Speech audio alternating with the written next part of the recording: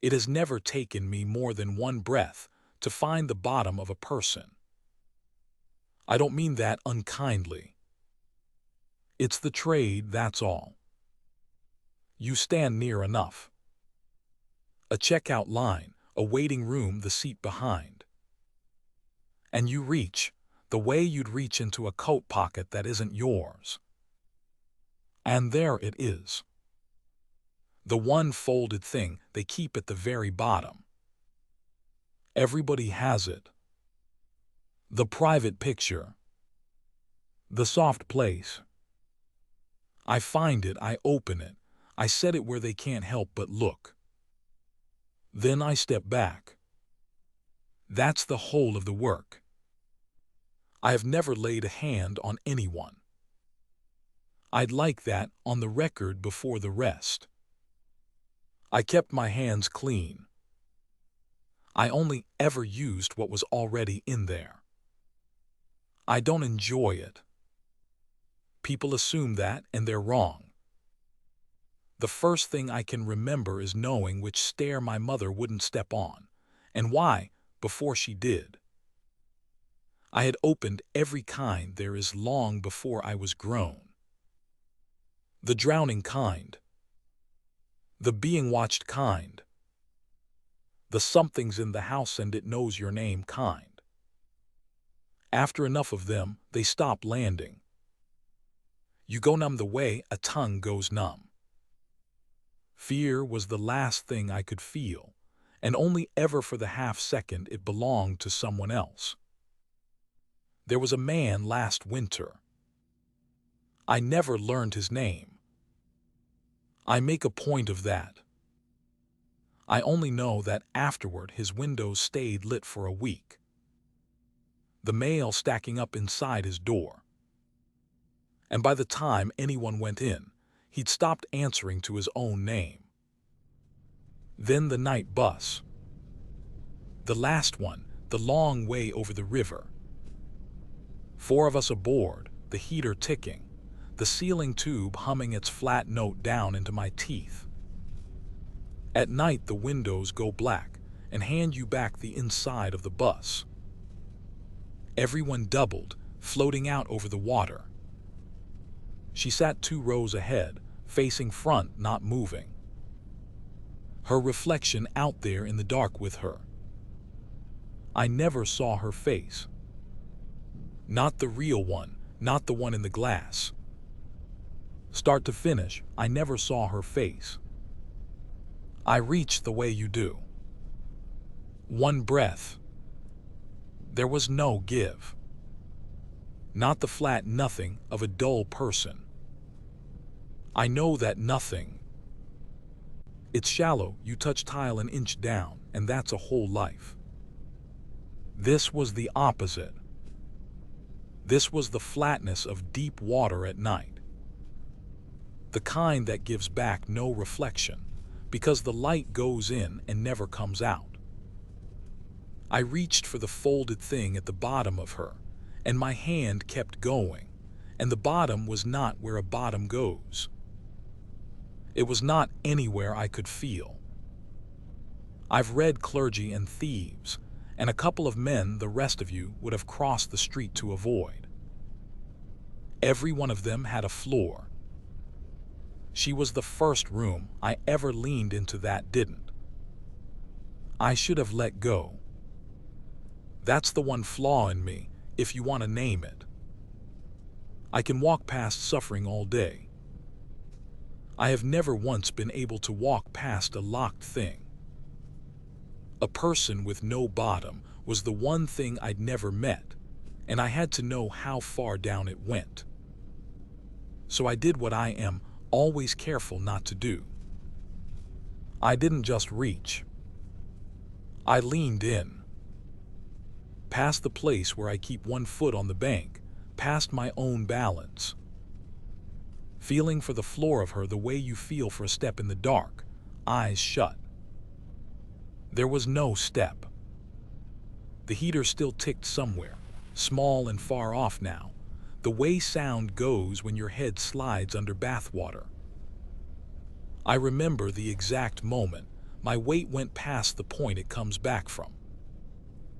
I remember thinking, with a kind of professional interest, "Low." And then the interest went out, like a struck match. The window beside me was black, with the river behind it. And it had been handing me my own face all night. Now that face lifted its head to look at me. It was half a second late. The cold came before I understood it. A drop low under the breastbone. I did not make that. That is the thing I need you to hold on to. In 30 years, I have built every image that ever climbed a wall at someone. I have never once seen one I didn't build. And I was still holding my breath. The one breath, the reaching breath. Waiting to touch bottom so I could let it out. I am still holding it. Here is what the work is from the inside, which no one has told you, because the ones who could are past telling. It does not feel like a picture. It feels like water coming up in a dry room. It came up in the bus. Cold at my shoes first, then my ankles. The flat cold of water with no bottom under it. The heater kept ticking. The other three kept facing front, and not one of them looked down because it wasn't in their room. It was in mine. My gift does one thing, and it does it perfectly. It takes whatever fear is nearest and makes it true, all the way right now.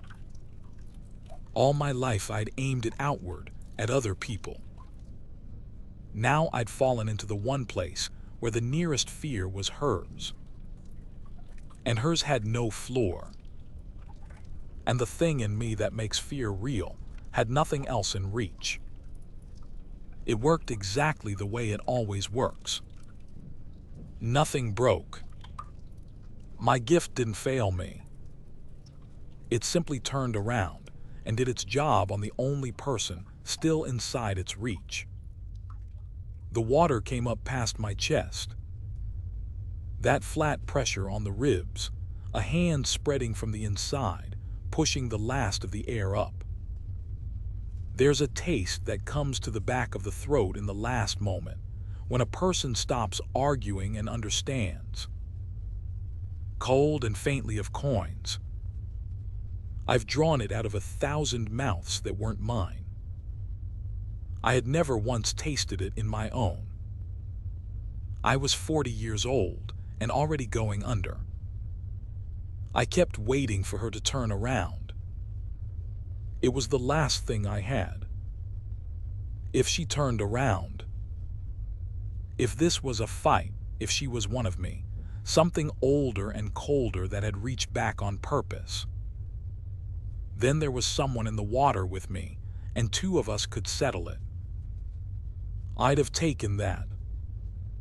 I would have taken losing. She didn't turn around.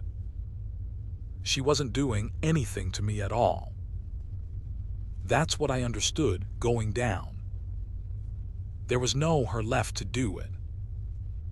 Long before I ever leaned in, everything I do to people had already been done to her. All of it, every kind, for so long that it had used her up. She wasn't dead inside the way people say it over drinks. She was the burned-out room afterward. I'd seen those from the street 100 times. Lights left on in a place nobody's coming back to. I'd just never been inside one that still rode the bus home.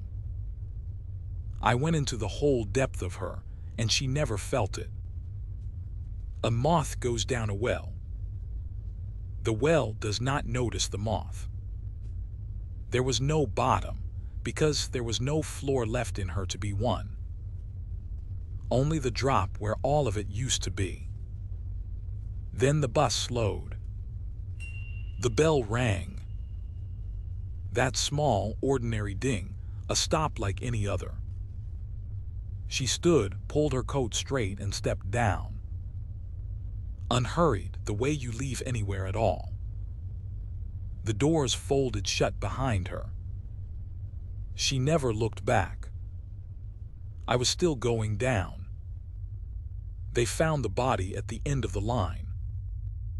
When the driver walked back to wake the last passenger. Sitting up. Breathing. Warm and no one home. The lights left on in a place nobody's coming back to. Exactly the rooms I used to watch from the street. Exactly the man last winter. By now it is being fed somewhere.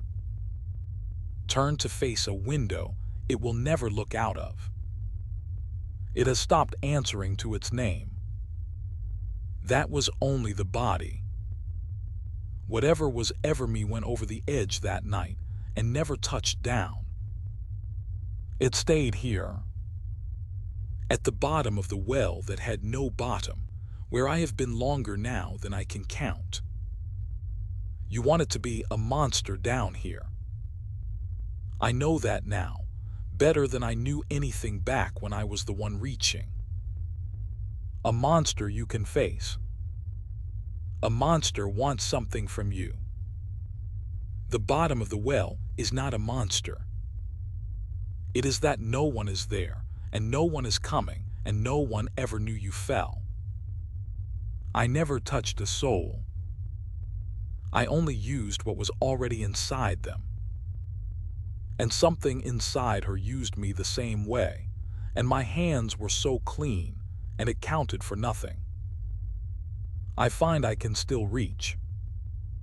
It's the only thing I have left. And there's a warmth up above me now. A small lit room, folded shut, a soft place kept at the very bottom of it. That's you. Don't hold still. Holding still is how we find the give.